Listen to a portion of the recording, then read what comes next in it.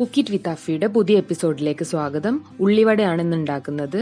അപ്പം അതിനായിട്ട് 1 table spoon അരിപ്പൊടി, ഒരു 4 ടേബിൾ സ്പൂൺ കടലപ്പൊടിയാണ് എടുത്തിട്ടുള്ളത്. പിന്നെ 2 വലിയ സവാള, 2 പച്ചമുളക്, ഇഞ്ചി, ചെറിയൊരു കഷ്ണം ഇഞ്ചിയാണ്, പിന്നെ മല്ലിയില, വേണമെങ്കിൽ നിങ്ങൾക്ക് കറിവേപ്പില അരിഞ്ഞതാണെങ്കിലും ഉപയോഗിക്കാം. സവാള ചെറുതായിട്ട് അരിഞ്ഞ് വെച്ചിരിക്കുകയാണ്, ഇത് ഏകദേശം ഇതുപോലെ. ഇനി നമ്മൾ പച്ചമുളകും ചെറുതായിട്ട് അരിഞ്ഞിട്ടുണ്ട്, ഇഞ്ചി ഒന്ന് ചെറുതായിട്ട് ചതുക്കി വെച്ചിട്ടുള്ളതാണ്. ഇനി നമ്മൾ അരിഞ്ഞു വെച്ചിട്ടുള്ളതൊക്കെ ഒന്ന് ഒരു പാത്രത്തിലേക്ക് ആഡ് ചെയ്ത് കൊടുക്കുകയാണ്. ഇതിലേക്ക് നമ്മളൊരു 1/2 ടീസ്പൂൺ മുളക് പൊടി ആഡ് ചെയ്യാം, വേണമെങ്കിൽ കാശ്മീരി മുളക് പൊടി ആഡ് ചെയ്യാം. പിന്നെ ആവശ്യത്തിന് ഉപ്പും കൂടി ആഡ് ചെയ്യാം, ഉപ്പ് കൂടി പോകരുത്. ഇത് നന്നായിട്ടൊന്ന് മിക്സ് ചെയ്ത് കൊടുക്കുക, നല്ലോണം ഒന്ന് മിക്സ് ചെയ്യുക. വേണമെങ്കിൽ കുറച്ചും കൂടി എരിക്കനുസരിച്ച് നിങ്ങൾക്ക് മുളക് പൊടി ഇടാം. ഇതിങ്ങനെ വെക്കുമ്പോൾ കുറച്ച് വെള്ളം ഇറങ്ങി വരും. അപ്പോൾ ഇനി നമ്മൾ കടലപ്പൊടിയും അരിപ്പൊടിയും കൂടെ ഒന്ന് മിക്സ് ചെയ്ത് കൊടുക്കുകയാണ്. ഒരുപാട് കടലപ്പൊടിയൊന്നും എടുക്കരുത്, ഏകദേശം ഈ അളവിൽ എടുത്താൽ മതി. നിങ്ങൾക്ക് വലിയൊരു 2 സവാള ആണെങ്കിൽ. എന്നിട്ട് ഇതൊന്ന് മിക്സ് ചെയ്തിട്ട് നമ്മൾ ഇതൊന്ന് കുറച്ചെടുത്തിട്ട് ഇതിലേക്ക് ആഡ് ചെയ്ത് കൊടുക്കുകയാണ്. നമ്മൾ ഈ ഉള്ളി ഇപ്പം നോക്ക്, ഈ ഉപ്പൊക്കെ ഇട്ടിട്ട് കുറച്ചൊരു വെള്ളം താനെ ഇറങ്ങി വന്നിട്ടുണ്ട് സവാളയിൽ നിന്ന് തന്നെ. അപ്പം നമുക്കിനി വേറെ വെള്ളം ഒഴിക്കേണ്ടെന്ന് ആവശ്യമില്ല.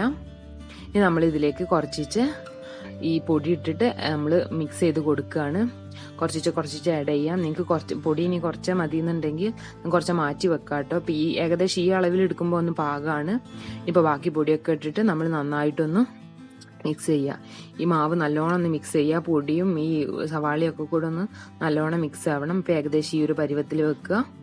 ഇനി നമ്മളൊരു പാൻ എടുത്തിട്ട് അതിലേക്ക് എണ്ണ ഒഴിച്ച് ചൂടാക്കുകയാണ്. അപ്പോൾ ഈ എണ്ണ ചൂടാവുന്ന സമയം കൊണ്ട് ഈ മാവിലേക്ക് കുറച്ചും കൂടി വെള്ളം ഇറങ്ങിയിട്ട് ഒന്നും കൂടി സോഫ്റ്റ് ആയിട്ടുണ്ട്. അപ്പം ഇനി ഈ ഓയിലൊന്നും ചൂടായിട്ടുണ്ടോ എന്ന് നോക്കുക.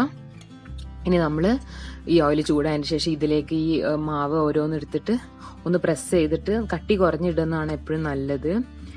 അപ്പം ഇതിലേക്ക് ഇങ്ങനെ ആഡ് ചെയ്ത് കൊടുക്കുക.